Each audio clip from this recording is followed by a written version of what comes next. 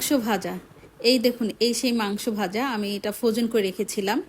এটা রান্নার নিয়মটা এখন দেখিয়ে দিব। প্রথমে কড়াইয়ের মধ্যে আমি 3 কেজির মতন গরুর মাংস নিয়ে নিয়েছি, হাড্ডি ছাড়া। তার সাথে এক একে মশলা দিয়ে দিচ্ছি, আদা রসুন আর পেঁয়াজ পেস্ট, এগুলো আমার আন্দাজ মতন আমি দিয়ে দিয়েছি।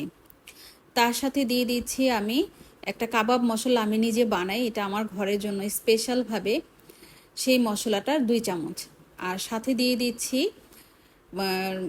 পরিমাণ মতন লবণ, আর দিয়ে দিচ্ছি গোটা কয়েকটা তেজপাতা, এলাচ, দারচিনি, যা যা মশলা দরকার, গরম মশলা তা দিয়ে দিলাম। তারপর সাথে দিয়ে দিব টক দই, 4 থেকে 5 টেবিল চামচ টক দই দিয়ে দিব। তার সাথে দিয়ে দিব 1 টেবিল চামচ চিনি। এগুলাকে দিয়ে এটাকে ভালো করে মানে মাখতে হবে। মেখে এটাকে আমি ম্যারিনেট করে ফেলে রাখবো 5 থেকে 6 ঘন্টা। এটা 5-6 ঘন্টার জন্য আমি এটাকে ভিজতে দিব।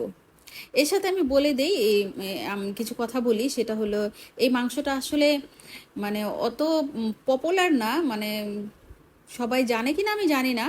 এটা বিশেষ করে আমার শ্বশুর বাড়িতেই খায়, মানে আমার শ্বশুর, শাশুড়ি, আমার হাজবেন্ড, আমার ননদ, ওদের খুব পছন্দের এই মাংস ভাজাটা। এরকম প্রসেস করে আমার শাশুড়ি রাখতো তাদের জন্য।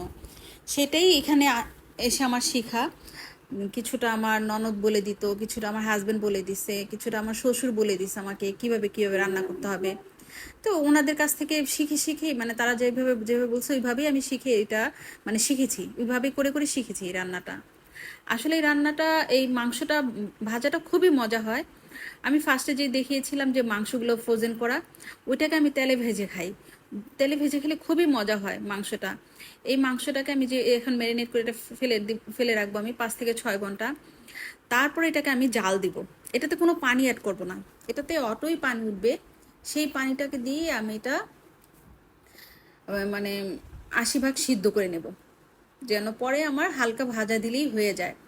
জাস্ট তখন আমি ভাজবো, একটু হালকা হালকা ব্রাউন শেপ হবে, মানে ব্রাউন কালার হবে, ওটাতেই আমি নামাইয়ে ফেলবো।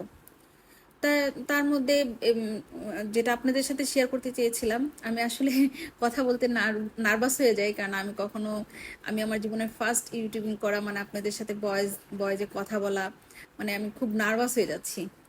তা আমার ভুল টুটিলে মাফ করে দেখবেন, ক্ষমার দৃষ্টিতে দেখবেন। কারণ মানুষ তো প্রথমে তো শিখে তো আসে না, আস্তে আস্তে শিখে, মানুষ করতে করতেই শিখে।